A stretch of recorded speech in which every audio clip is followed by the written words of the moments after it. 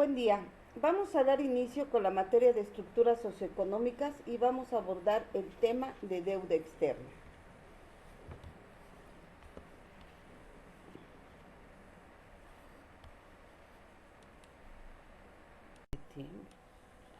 La deuda externa en nuestro país viene desde décadas atrás. El crecimiento de nuestro país se mantuvo hasta el año de 1970 y a partir de esa década la tendencia fue utilizar la deuda externa, particularmente la del sector público, como un mecanismo ideal de ajuste frente a los desequilibrios cuya solución exigiría de otra manera la adaptación de otras medidas que hubiesen sido totalmente impopulares entre los grupos económicos poderosos.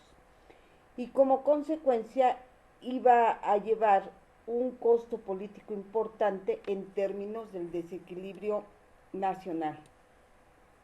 A través de lo que es el endeudamiento externo, se mantenía el crecimiento de nuestra economía.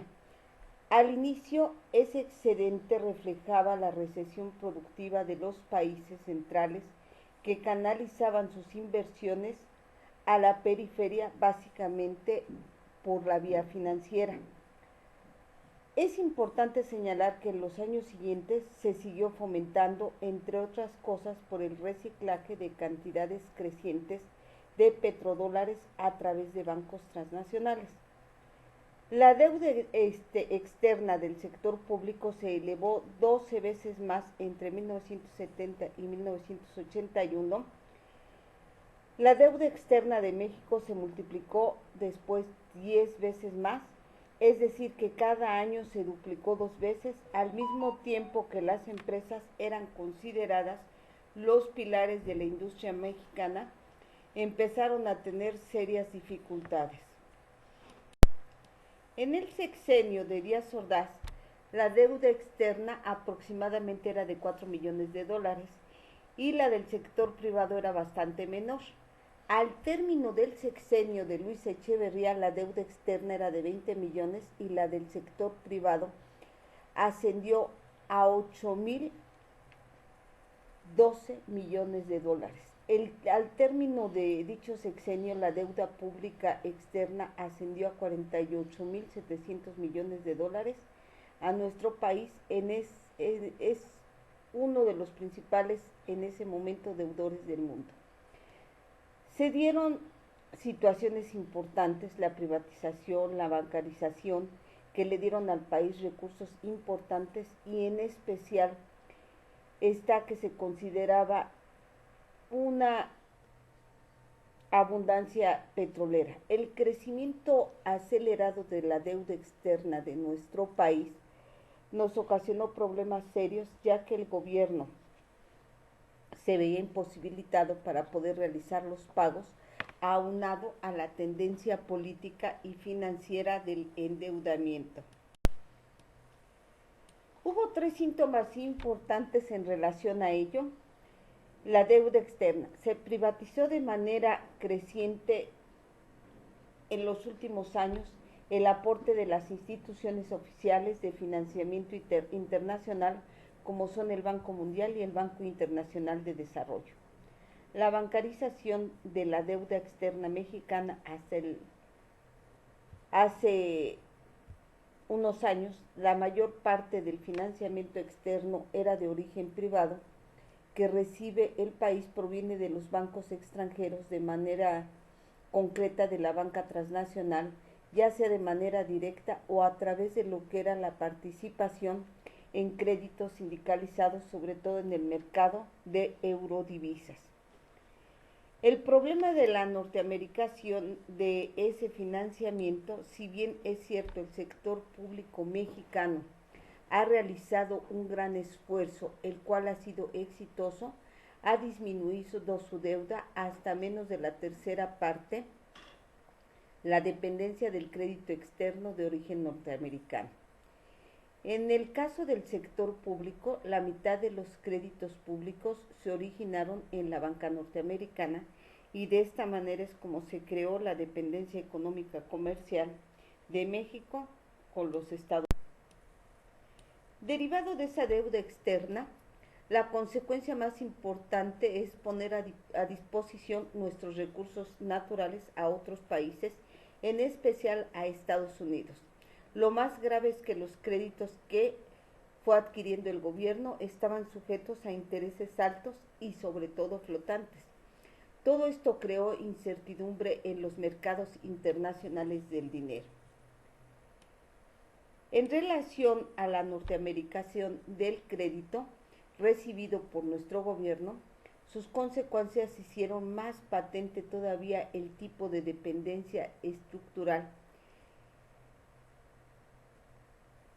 y la subordinación de nuestra economía a la de Norteamérica. Es un hecho que la plataforma del endeudamiento externo y una mayor nacionalización de su utilización sin mecanismos que de alguna manera los controlaran, regulen e informen sobre la deuda externa del sector privado, no se van a resolver los peligros de la dolarización de la economía. Cabe señalar que el sector público ha justificado su endeudamiento con el exterior, señalando la insuficiencia de divisas para hacer frente a sus necesidades de importación. Sin embargo, sabemos que los ingresos petroleros y el establecimiento de una plataforma de producción para no petrolizar el país, la coexistencia de la renta petrolera, el creciente endeudamiento público externo, es difícil de comprender. Aunado a todo eso, el sector privado justifica su endeudamiento con el exterior debido a la insuficiencia de pesos mexicanos, culpando a la política monetaria gubernamental de establecer tasas de interés sumamente altas para evitar la fuga de capitales y de fijar elevados márgenes de reserva legal. Además, hay una carencia de control en los cambios, se ha registrado una dolarización de la economía mexicana. El 70% de la deuda de las empresas privadas más importantes están en moneda extranjera, principalmente en dólares, y el nivel de apalancamiento financiero era bastante alto. Por otra parte, el término inflación es un aumento generalizado y sostenido del precio de bienes y servicios existentes en el mercado durante un periodo de tiempo. Esto es generalmente un año, lo cual se ve reflejado con cada unidad de moneda que adquirimos, pues menos bienes, menos servicios, por lo que podemos decir que la inflación se refleja en la disminución del poder adquisitivo de la moneda. Los efectos de la inflación en una economía pueden ser tanto positivos como negativos. Los efectos negativos de la inflación es la disminución del valor real de la moneda a través del tiempo, el desaliento del ahorro y de la inversión debido a la incertidumbre sobre el valor futuro del dinero y la escasez de los bienes.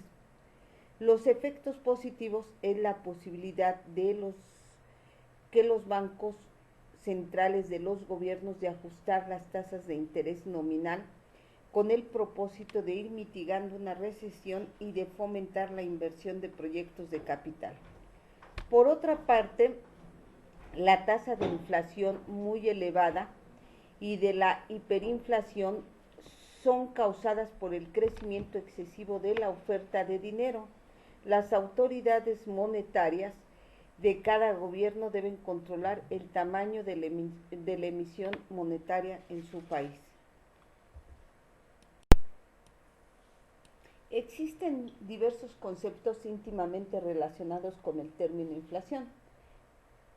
Deflación es la caída en el nivel general de los precios, por lo que se considera un índice de inflación negativa. Desinflación es la desaceleración de los precios. Hiperinflación es una espiral acelerada fuera de control de la inflación.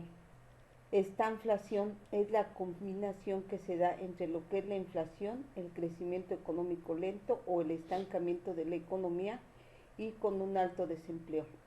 La reflación es el intento de elevar el nivel de los precios para contrarrestar las presiones deflacionarias. Para medir el nivel de precios existe el Índice Nacional de Precios al Consumidor. La inflación se puede clasificar de acuerdo a su magnitud en diferentes categorías.